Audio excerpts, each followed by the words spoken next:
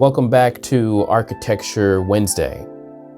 I must admit, it feels a little weird saying that since this is pretty much the first Architecture Wednesday of the year. Not only that, this video is pretty much coming out on it's a Yonday video, according to one of the people that I learned that word from. But yeah, it's a Yonday video, so this will actually be out on Thursday instead of Wednesday, even though I recorded it Wednesday, but I'm recording it kind of late, so I don't know if I'm gonna stay up and edit the video. But anyway, that is really not important, neither here nor there. I got a good one for you guys. Actually, I called and spoke with someone over the phone that kind of said that I should check this property out. It's in a place called Abalone Cove, which is in Palos Verdes, Rancho Palos Verdes. And it's one of the few places in Palos Verdes where you're directly on the bluff, unobstructed views. And I mean, you're gonna see whales, dolphins, all sorts of, nature, along with the crashing waves against the bluff. This particular house that we're going to observe is actually the home of Judge and Janine Anderson's residence that was actually designed and orchestrated, per se, by a famous and renowned architect, well respected in the industry, Mr. Aaron G. Green. Now, Aaron G. Green was one of the last students, if I'm not mistaken, that worked with Frank Lloyd Wright at Taliesin. So he worked with Frank in his office, one of the last pretty much understudies, proteges, per se.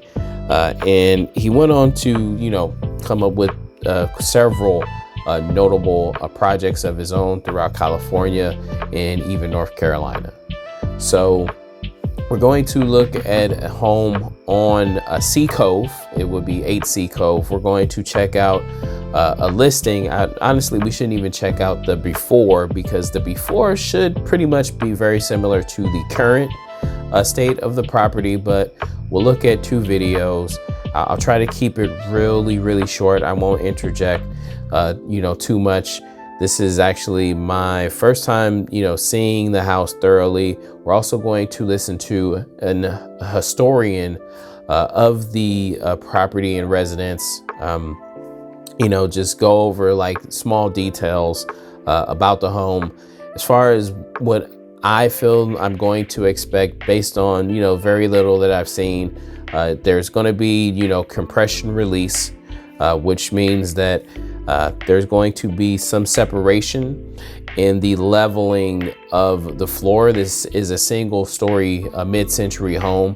So there will be, maybe a step down, or, when you get into the property and it's kind of release you from that compression, it kind of makes you feel, the openness and grandeur of what you're going to experience in the home, along with the view. So we know that will be something there. I don't expect to see a garage, because if you guys are familiar with Frank Lloyd Wright, he was not a fan of garages, because he believes that these things were just a place for you to store your clutter. So he prefers carports. I prefer garages, but I'm also not Frank Lloyd Wright, so it doesn't matter what I think. I'm expecting some sort of clear, organic architecture where nothing is taking away from the actual scenery in nature. So those are the things that I'm expecting. Not quite sure what else we could see, especially from a mid-century modern. But enough of me talking. Let's check it out.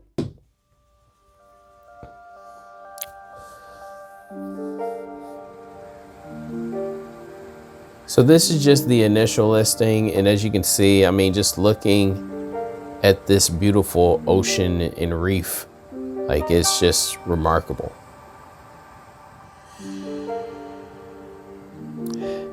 These are condos. Well, I'll just show you guys really quick. These are condos, and the closer you are to the ocean, obviously the more expensive they are. But typically, you know, the 2 bedrooms are selling for about $1,100,000, $1,200,000. But yeah, I just figured I'd mention that in case anyone was curious. But this right here, this is Sea Cove. I wonder if I can spot the house from here. I can't. But this is Sea Cove, where there's tons of houses. And as you can see, it's all sloped.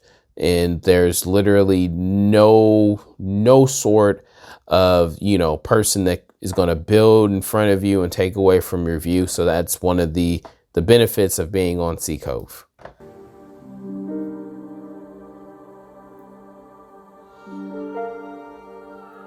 Right, this is a very, you know, what is considered now a moderate size house, you know, which is about 2,200 square feet.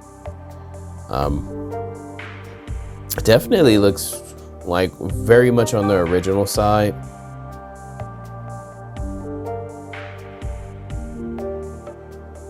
Kind of gives me like the interior feel of a circular sun house, which is in Arizona. It's one of Frank Lloyd's, if I'm not mistaken, last projects, if not the last project that he orchestrated.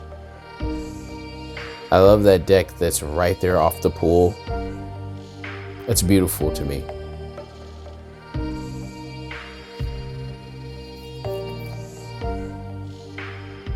Wow. Definitely a Zen deck.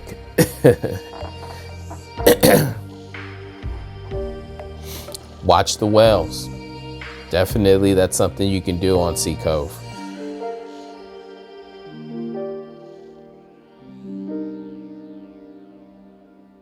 Just look at how beautiful, like, this view is just impressive. I mean, impressive. I can't state it enough how impressive it is.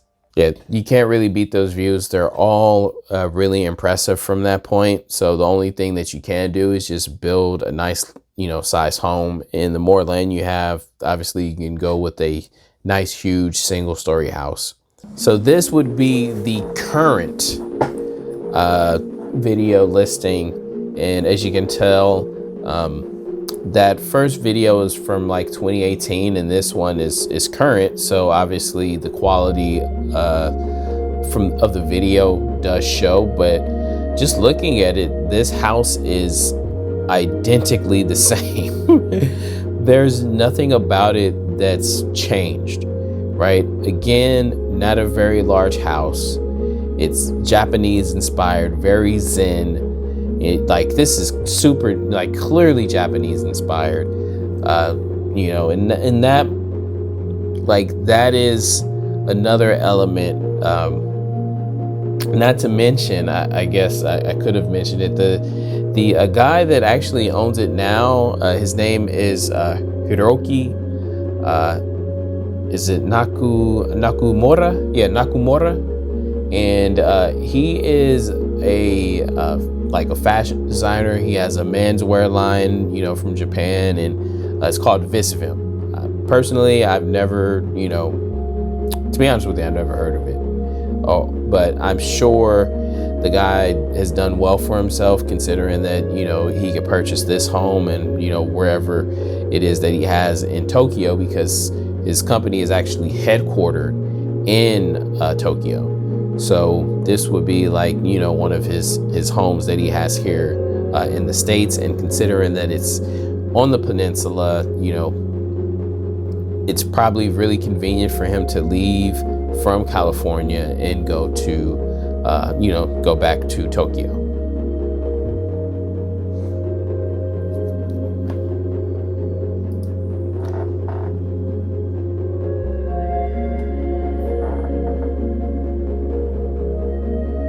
I mean, this is really just more or less, you know, nothing has changed. This is just a different, you know, take But yeah, like I was saying, I had a shortage in my internet while the video was playing. But yeah, like I was saying, it's just really a different take on as far as like angles and artistic choice. As you can see, nothing has changed from the property. So we're going to learn a little more about it, from someone who is more versed in, this type of architecture, this particular property, things that I would like to know, things that I would like to learn. We'll listen to what he has to say, and then afterwards we'll take a look at the listing, and we'll give an opinion on it that nobody asked for.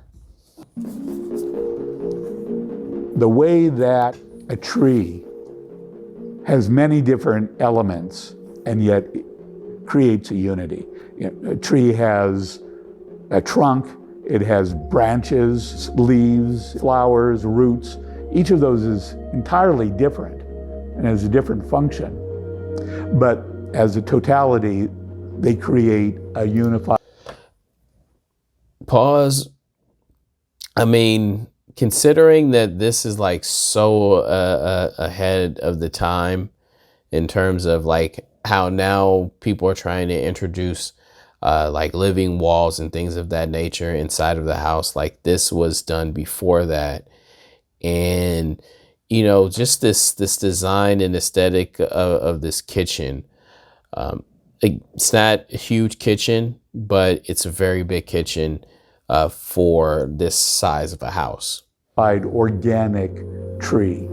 And the same way, that's how organic architects, following the philosophy of Frank Lloyd Wright, thought of the structure and the space of this house.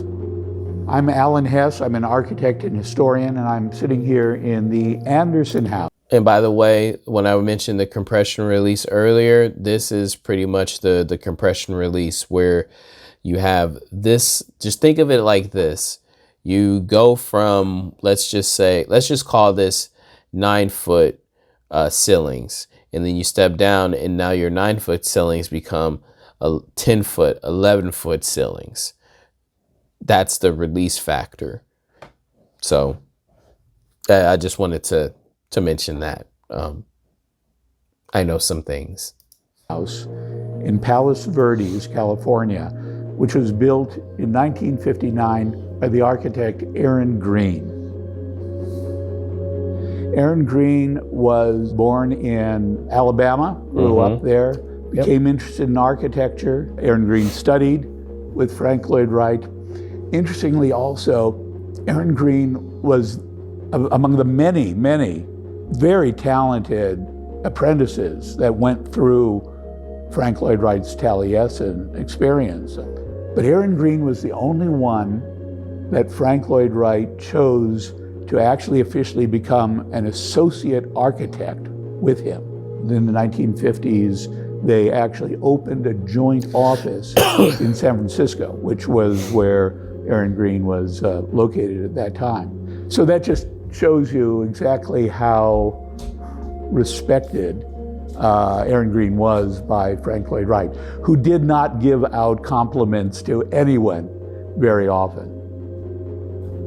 In his career, Aaron Green really was associated with Northern California, the San Francisco Bay Area. But in fact, he had a very substantial career here in Southern California, where we are now as well, after World War II. It's not very well known. There was such an explosion of talent in Southern California after World War II. Of course, the place was booming, people were moving in, there was a lot of money, prosperity had returned, people were wanting to build houses as well as other buildings. Southern California was one of the hotbeds of modern architecture, progressive modern architecture at that time. So it's interesting, Aaron Green, I don't want to say he was lost in that, but in terms of who was paying attention and what the critics and historians have looked back to report on, Aaron Green was kind of left out of the story. But in fact, he did a lot here in Southern California, like this house. What Go lay down, I'll come get you. Go back to the couch, I'll come get you.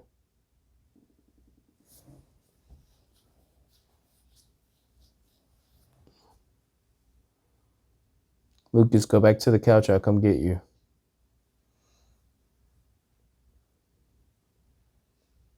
You want to sit there and be quiet? I need you to be quiet, okay? You can go back to the couch and lay down.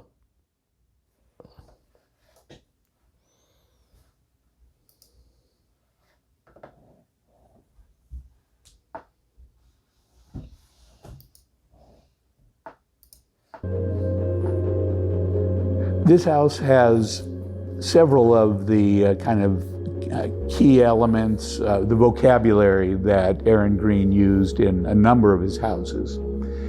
And while it does relate to Wright's philosophy, it's unmistakably not a Frank Lloyd Wright design. Aaron Green was not imitating Frank Lloyd Wright's vocabulary.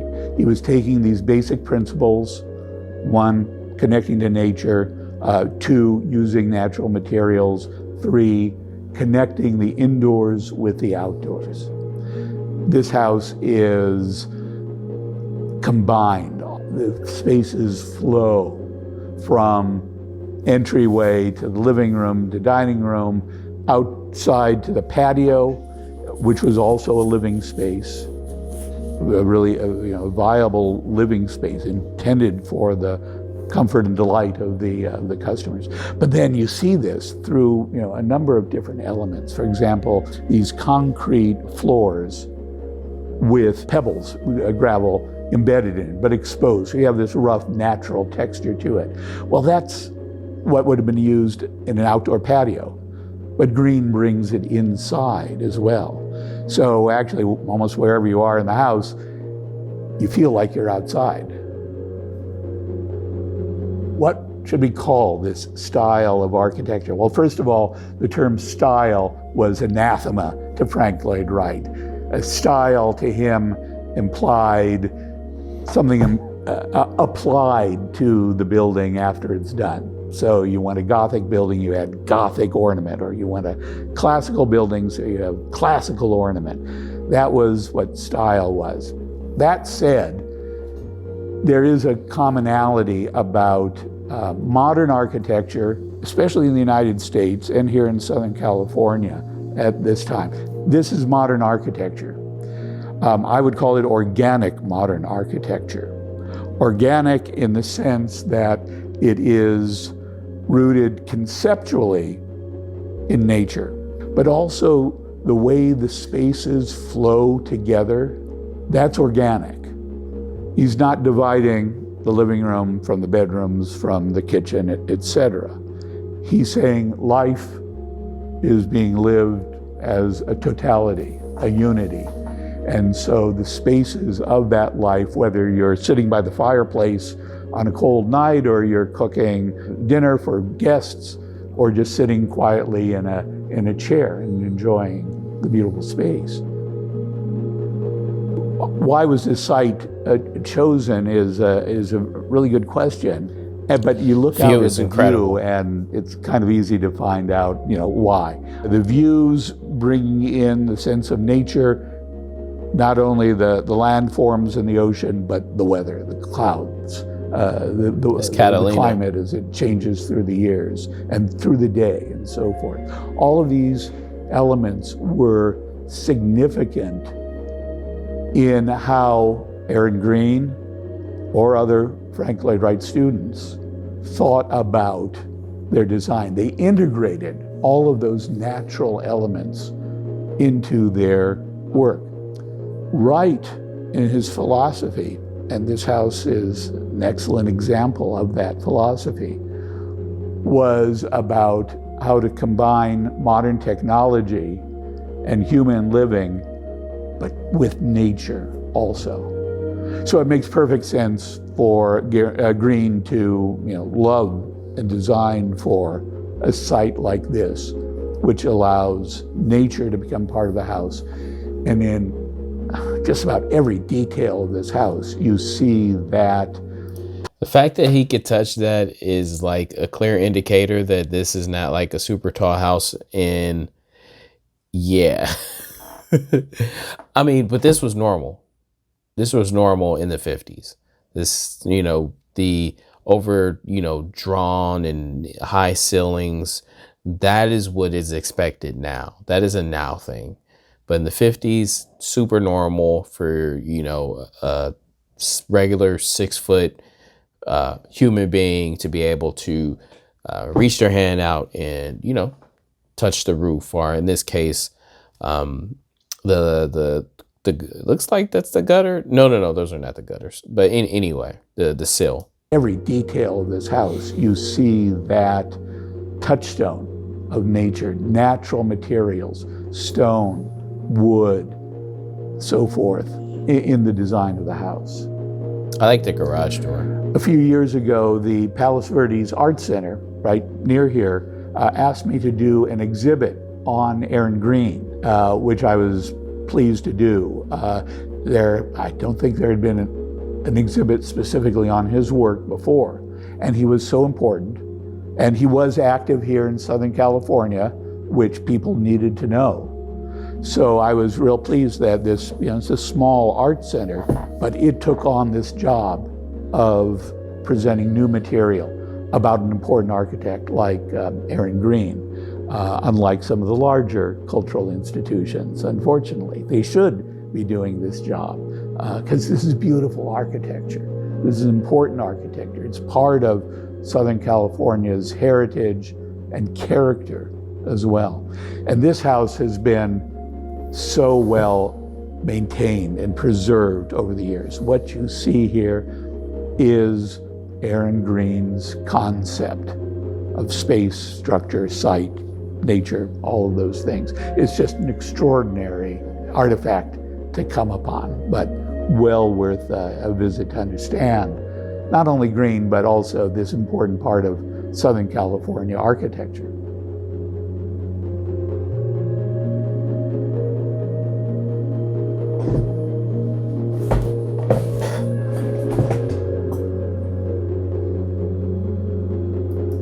Yeah, that was definitely a well thought out, well put together a segment from Alan Hess.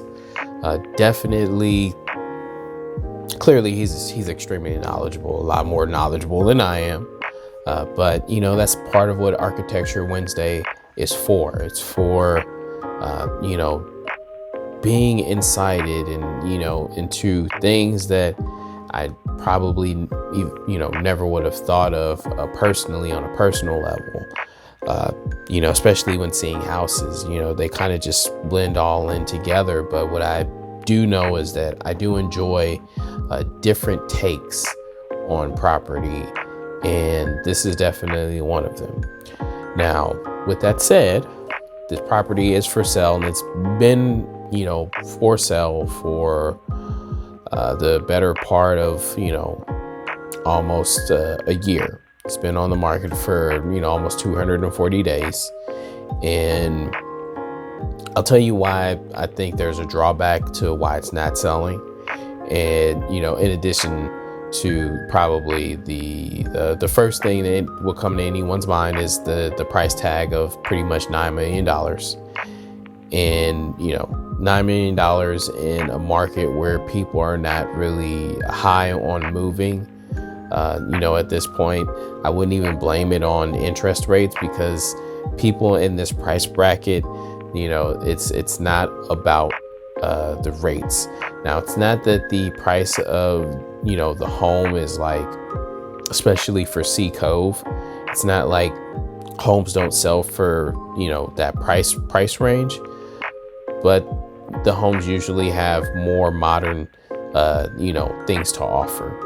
But let's take a look at the pictures, and I'll tell you what ultimately I think about it. And, if I do think it will sell, how much will it probably sell for, and so forth. But here you have the living space, which, The whole purpose and angles of this house is to take advantage of all of the views, which is also part of the organic nature of the architecture. And I just like how everything is just well set up.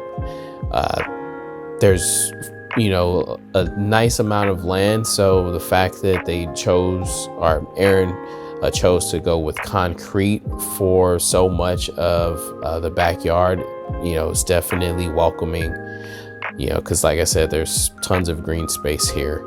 And I mean, just imagine going out and having a glass of orange juice and, whatever it is you like to have with your orange juice right here, where there's just ocean, and of course, Catalina Island. But yeah, just looking at these, it's just like, again, like the views here they're incredible. You're again right on the bluff, so there's nothing that will be built in front of you, and unless you build something in front of you, but that's about it. But yeah, I just love this the tone of the wood that is again organic, to the sense that it could blend in with a tree, right? It's not taking away from what was there, which is greenery, trees. So the use of wood is definitely something that is a signature to organic architecture, especially when you go for a mid-century Japanese style of a home. But yeah, again, you have your compression release, which was also located in the primary bedroom. I noticed it as well. Again, this kitchen is a very big kitchen for this size of a house. To be completely fair, it's somewhat of a galley style, but it's very nice kitchen. It's been preserved. Like, they haven't really went against the grain to really like make any real changes. It's been preserved in an amazing way. This looks like this is still a wood burning fireplace. I actually didn't see a gas key, so that's definitely something that's unique, to the sense that I wouldn't tear this house down by any means, and I hope no one does. But I was just gonna say, when there is a wood burning fireplace, typically you want to not tear down the house completely. You want to leave the chimney, because you cannot rebuild a wood burning fireplace. Like, it has to be gas. But yeah, this bathroom, really didn't see it in the first two videos, because clearly this is not like a highlight of the home in any way. But you have a bathtub right here and the shower right here. It's a very functional bathroom. There's nothing about the bathroom that is inherently special. And here's another bathroom here. They really did preserve some of this stuff. Like, this toilet and this sink is it's old.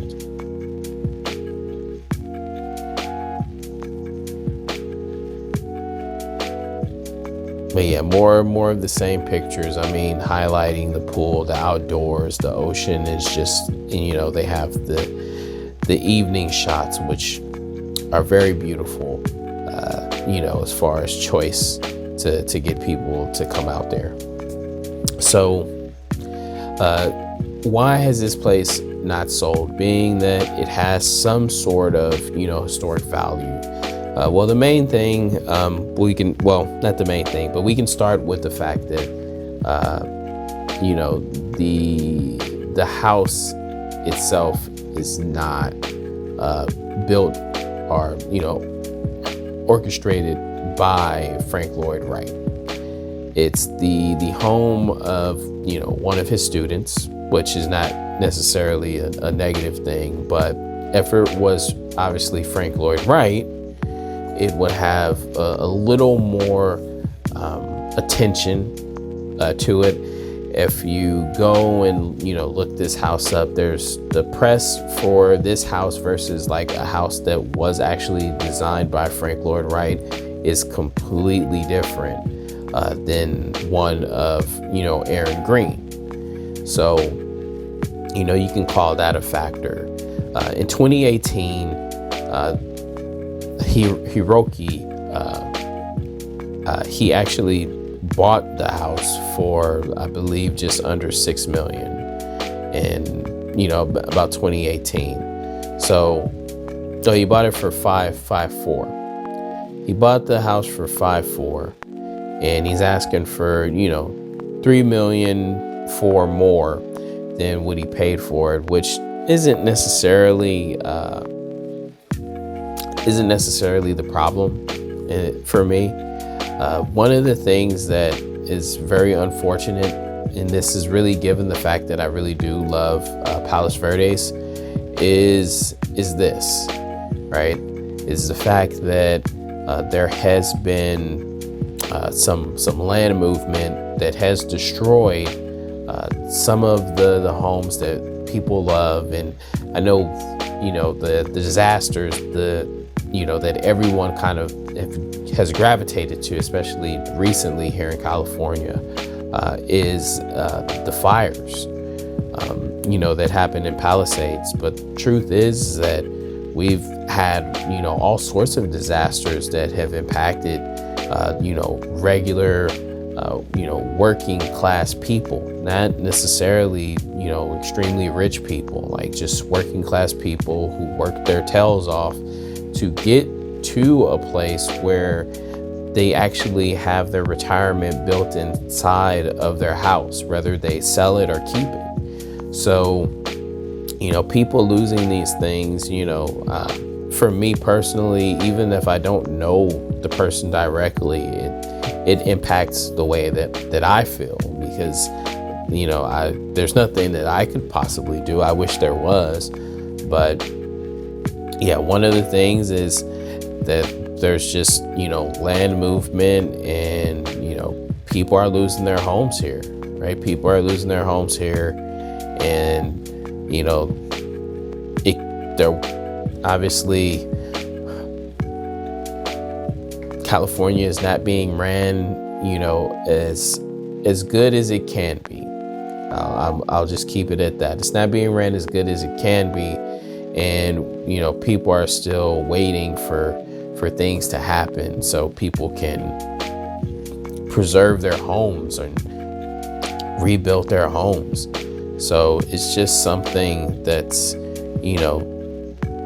something to consider. And unfortunately, Abalone Cove is also very close and in this, part of the peninsula that has movement. So it is something that a person, would have to consider, especially with the geology test, and you look into it, and you just kind of, at least I would, no matter how much money I had, I would be very conservative as far as where I would put $9 million. It's just something that you would have to think about. Now, if you really were a fan of, Aaron Green's work, and the fact that, he was an understudy of Frank Lloyd Wright, if that was really important to you, then I could definitely see someone purchasing this and, not being overly concerned with the movement in the peninsula, and just kind of get their geological study and see whatever it is that they need to do to ensure that the house would remain intact. So again, something to consider, but I think that is the reason why it hasn't sold, is, a combination of it not being a Frank Lloyd Wright house in facto, and the fact that there's land movement, and it's a high price tag, and for it being that price tag, It's gonna take someone, unique, which is, I guess, why they haven't lowered their price tag. Personally, I think that if someone came and offered, $7 million for the house, I think that's a good deal.